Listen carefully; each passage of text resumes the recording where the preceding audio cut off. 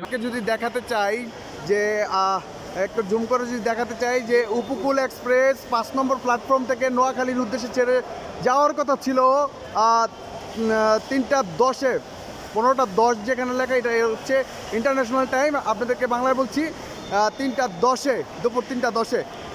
এখনও পর্যন্ত কিন্তু উপকূল express Dhaka Kamalapur rail station তারা ছেড়ে যায়নি।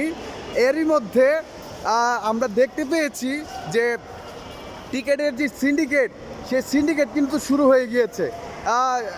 তারা বলছেন যে স্ট্যান্ডিং টিকিট নেই কাউন্টারগুলোর মধ্যে, আবার তারা কিন্তু গেটের মধ্যে দাঁড়িয়ে অহরহ স্ট্যান্ডিং টিকিট বিক্রি করছেন যাত্রীদের কাছে। এটি একটি সিন্ডিকেট করে তুলেছে তারা, 50 টাকা করে জরিমানা নিচ্ছে তারা। আসলে আমার প্রশ্ন হচ্ছে এই তারা যদি নির্ধারিত করে থাকে, তাহলে আমরা যদি একজনের সাথে কথা বলতে চাই, আসলে আপনারা তো নিয়ম করেছেন যে টাইম। I am journalist. আমার প্রশ্নের উত্তর দিবেন আপনি? আমার প্রশ্নের উত্তর দিবেন আপনি? আপনাদের ট্রেন ছাড়ার কথা 3:10-এ, সেই ট্রেন এখনো পর্যন্ত রয়েছে। না, আমার কথা হচ্ছে আপনাদের তো টিকিট বিক্রি করছেন, স্ট্যান্ডিং টিকিট। আমার কথা শুনেন, স্ট্যান্ডিং টিকিট বিক্রি করছেন তো আপনি? না, আপনার স্ট্যান্ডিং টিকিট বিক্রি করছেন তো? বিক্রি করছেন এই যে মেশিন, নো, আপনারা কাউন্টারের মধ্যে স্ট্যান্ডিং টিকিট বিক্রি করেন না। আপনারা নিয়ম দেখাচ্ছেন যে টাইম শেষ, আপনারা এখানে যাত্রীদের কাছ থেকে টিকিট বিক্রি করছেন কেন? আপনাদের ট্রেন যদি বসে থাকে তখন তো যাত্রীদের কোনো কথা বলার থাকে না। আপনারা কেন 50 টাকা করে জরিমানা নিচ্ছেন? হ্যাঁ, আমি টিকিট ছাড়া না, আমি টিকিট কাটতে আসছি কেন? আমার কাছ থেকে 50 টাকা বেশি নেওয়া হবে।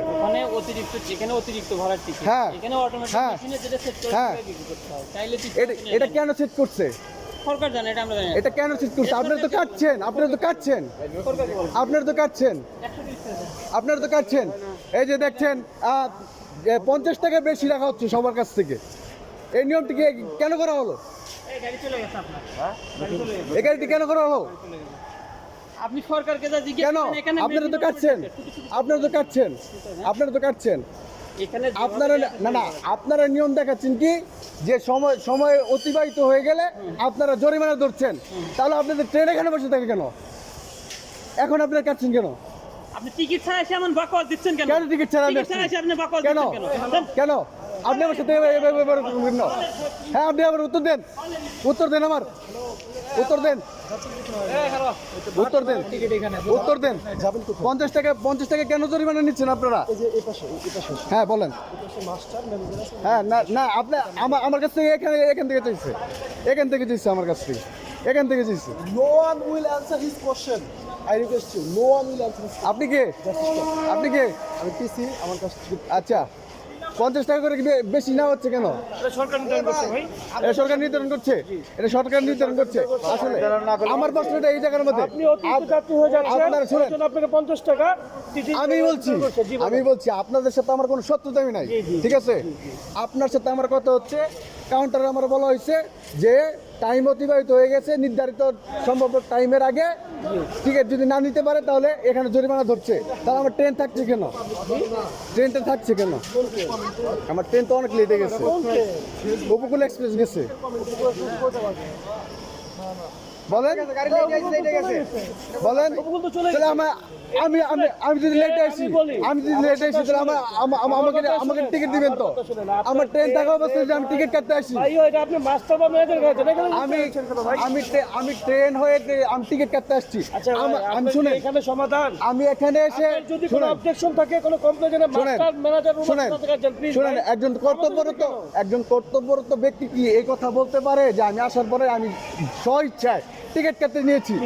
আমি আমার পরিচয় দিয়েছি, আমি বলছি আমি একজন সচেতন নাগরিক, আমি টিকিট কাটবো, আমার কাছ থেকে 50 টাকা বেশি।